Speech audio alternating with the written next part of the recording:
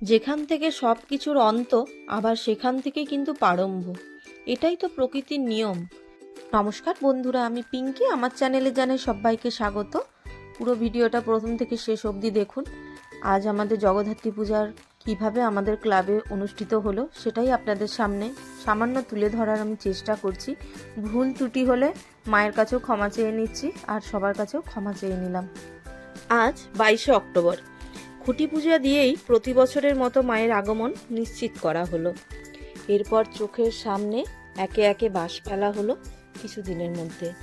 তৈরি হয়ে উঠল এই বছরের থিম, হস্তিনাপুরে রাজবাড়ি।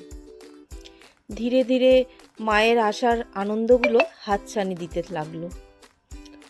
দীর্ঘ 1 বছরের সমস্ত অপেক্ষার অবসান ঘটিয়ে অবশেষে মা এলেন বাড়িতে। হ্যাঁ, ঠিকই শুনেছেন, বাড়িতে। বাড়ি বলার কারণ হলো আমাদের পরিবার। ও তার আগে বলি, আমাদের ক্লাবের নাম হলো আবির্ভাব। দীর্ঘ 15 বছর ধরে সবাই মিলে এই পূজার ব্যবস্থাপনা করে থাকে। এবারে ফিরে আসি পরিবারের কথায়। আমাদের আবির্ভাব ক্লাবের প্রতিটি সদস্যরা, এই যেমন ধরুন বয়স্ক থেকে শুরু করে মাঝারি ও ক্ষুদে পর্যন্ত সদস্যদের পরিবারের সম অংশ বলেই মনে করা হয়, যেখানে কোনো রকম মনোমালিন্য, ভেদাভেদ কোনো কিছুই নেই। দীর্ঘ 15 বছর পুজোর মধ্যে এই প্রথমবার আমাদের পূজার সবথেকে বড় আকর্ষণ ছিল সেনকো গোল্ডের দেওয়া 22 কেজি সোনা ও হীরের গহনা, যা দেখার জন্য শুধু মানুষের ঢলটাই সামলাতে এই বছর আমাদের পরিবারকে একটু তো হিমশিম খেতেই হয়েছে। কিন্তু কোনো রকম ঝামেলা ছাড়াই এই বছর পুরো শহরের একমাত্র আকর্ষণ ছিল আবির্ভাব ক্লাব। তাই তো মায়ের প্রতিমার উচ্চতাও অন্যান্য বছরের থেকে এই বছর বেশ উঁচু ছিল। এরপরেই আমাদের এখানে যিনি সাংসদ আছেন, মাননীয়া জুন মালিয়া মহাশয়াকে আমাদের কমিটির পক্ষ থেকে অভিনন্দন জানানো হচ্ছে।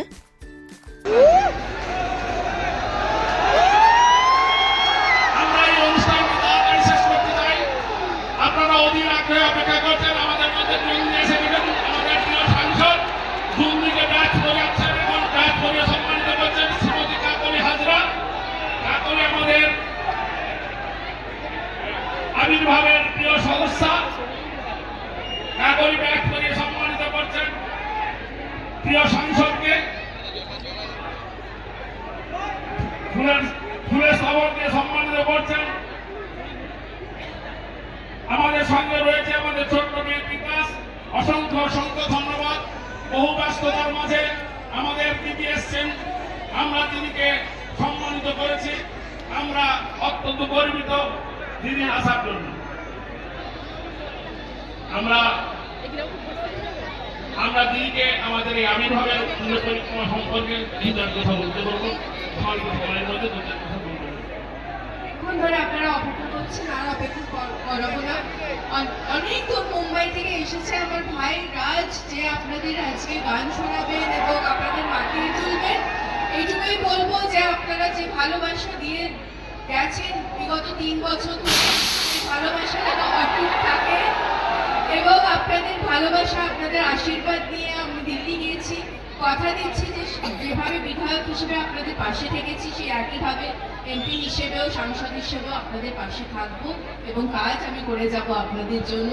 মায়ের কাছে আমি আশীর্বাদ নিয়েছি এবং প্রার্থনা করেছি যে আমার মেদিনীপুর শহরের প্রত্যেকটি মানুষকে যেন উনি ভালো রাখেন। খুব ভালো থাকবেন। আবারও আপনাদের সাথে দেখা হবে। আজ মহা অষ্টমী, মায়ের কাছে প্রার্থনা করলাম যে মা সবাইকে আপনারা ভালো রাখবেন, সুস্থ রাখবেন। Please enjoy the evening. Thank you so much, so much, and I love you, Midnapur. Thank you. প্রতি 4 দিন পূজায় অনুষ্ঠানের ব্যবস্থাপনাও ছিল এই বছর অন্যান্য বছরের থেকে আকর্ষণীয়, খুব সুন্দর ও অনবদ্য। এছাড়া র্যাম্প ওয়ার্ক, অনুরাগের ছোঁয়া সিরিয়ালের রূপা ও রাজবর্মনের গাওয়া গান শুনে শুধু আমরা নয়, পুরো মেদিনীপুরবাসী দাঁড়িয়ে দাঁড়িয়ে নাচে যোগদান করেছিল। এছাড়া নবমীর পূজায় গোটা শহরবাসীর মধ্যে সামান্য ভোগ বিতরণের আয়োজন, তাও এক অতুলনীয় বিষয় ছিল। এটা যদিও বা আমাদের প্রতি বছরই হয়ে থাকে। নাচ গান ও সমস্ত কিছু আনন্দের মধ্য দিয়ে আমাদের এই পুজোর 4টে দিন যে কিভাবে পেরিয়ে গেল তা কিন্তু বোঝাই গেল না। শুধু আমি নয়, এখানে ছোটো মা এবং ক্লাবের প্রতিটি সদস্যরা এবং আমার বন্ধুবান্ধব যারা রয়েছিল তারা সবাই প্রত্যেকে ভীষণ আনন্দ করছে, ভীষণ। আর এই দিকে দেখুন চারধারে সবাই মোটামুটি রাস্তায় দাঁড়িয়ে রয়েছে। গোটা মেদিনীপুরবাসী প্রচুর প্রচুর আনন্দ করেছে এই বছর।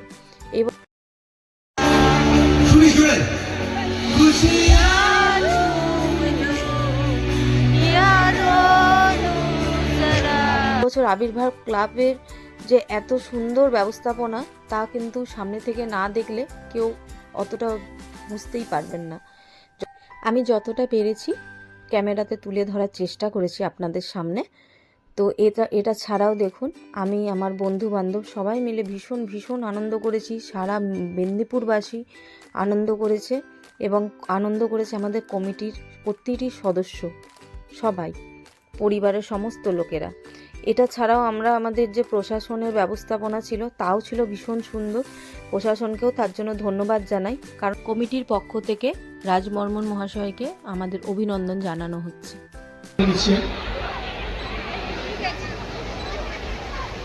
এটি জোরে হাতে তালি হবে আবির্ভাবের জন্য সবাই মিলে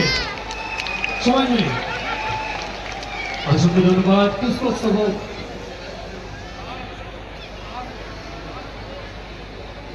আচ্ছা, এটি স্মারক সম্মান জুনিয়র সদস্যদের জন্য। এটি জোরে হাতে তালি। একদম। আচ্ছা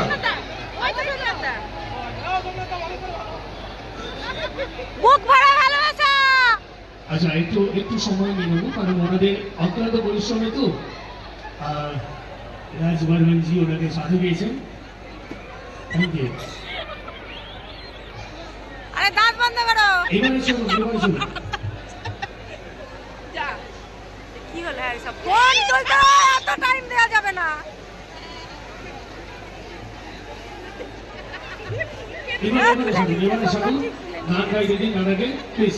এই বছর শুধু মেদিনীপুরবাসী নয়, মেদিনীপুরবাসীর ছাড়াও বাইরের থেকেও অনেকজন সবাই দেখতে এসেছিল আমাদের তৈরি এই আবির্ভাবের যে হস্তিনাপুর রাজবাড়ির থিমটায়।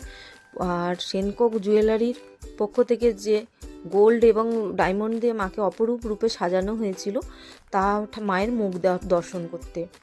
ভিড়টা তো আপনারা কিছুক্ষণ আগেই দেখতে পেলেন, তবে দুটো রাস্তা করা রয়েছে যার কারণে খুব ভালোভাবে সবাই ঠাকুর দেখতে পেয়েছে। মায়ের দর্শনে কোনো রকম কারুর ব্যাঘাত ঘটেনি। মায়ের আশীর্বাদ ছিল বলেই এই বছর হয়তো এত ভালো করে আমাদের ঠাকুরটা পুজোটা আমরা করতে পেরেছি। প্রতি বছরই হয়, কিন্তু এই বছরটা দেখা সেরা 15 বছরের মধ্যে সব থেকে প্রিয় ছিল। প্রচণ্ড আনন্দ ও হইহুল্লোড় করে বিসর্জনও ছিল লক্ষ্য করার মতো এই বছর, যেটা এই প্রথমবার ছিল লাইভ টেলিকাস্ট করা। বাড়ির ছেলেদের সাথে সাথে সমস্ত কাকিমা, সমবয়সী ও খুদেদের নাচ দিয়ে প্রতিমা আমাদের শেষ অবধি নিরঞ্জন করা হলো। তবে আপনাদেরকে বলা হয়নি, এই 4 দিন কিন্তু কমিটির পক্ষ থেকে, কমিটির যারা পরিবার রয়েছে আমরা সমস্ত পরিবাররা একসাথে খাওয়া দাওয়া কিন্তু আনন্দটা করে থাকি। এই বিসর্জনের পরেও আমাদের খাবারের ব্যবস্থাপনা করা হয়েছিল, সেটা বিসর্জনের পর নিরঞ্জন হয়ে গেলে আমরা সবাই মিলে একসাথে খাওয়া দাওয়া করব। বিদায় কখনো আজ পর্যন্ত কারুরই সুখের হয়নি, সে মানুষের জীবনেরই বলুক আর মায়ের নিরঞ্জনেই বলুক। বাড়িতে আসা অতিথি যদি কেউ যখন চলে যায়, বাড়িটা কিন্তু মনটা খুব খারাপ হয়ে থাকে কিছুদিনের জন্য, কারণ এই আনন্দগুলোই সব একসাথে মন গেঁথে রয়ে যায়। দীর্ঘ 1 বছর ধরে আবার অপেক্ষা এইখান থেকেই আমাদের শুরু হয়ে গেল। মাকে বিদায় জানাতে যে বড় কষ্ট লাগছে, আমার বলে শুধু নয়, প্রতিটি পরিবারের সদস্যেরই চোখে জল ছিল, মনে চাপা একটা কান্না ছিল, যেটা হয়তো সবাই বুঝতে দিচ্ছে না, কিন্তু আনন্দ করেই মাকে, তো এটাই তো প্রকৃতির নিয়ম, যে আসবে সে তো বিদায় হবেই। তাই প্রথমেই বলেছিলাম যেখান থেকে অন্ত সেখান থেকেই প্রারম্ভ।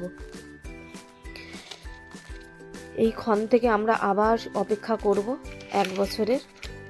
তাই তো বলি, ঢাকের কাঠি বিদায় সুরে উদাস করে মন, চললেন মা মহামায়া আজকে বিসর্জন।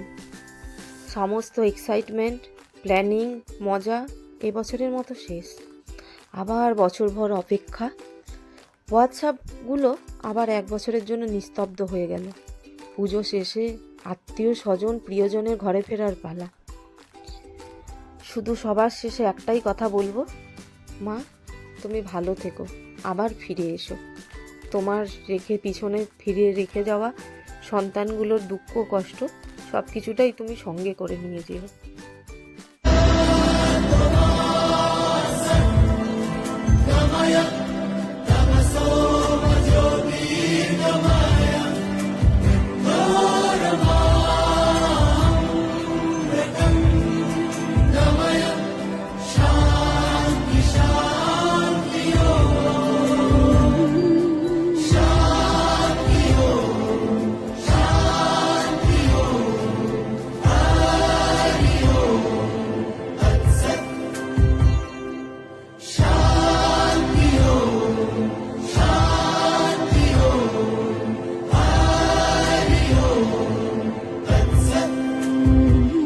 দেখো আলোয় আলো আকাশ, দেখো আকাশ তারায় ভরা, দেখো যাওয়ার।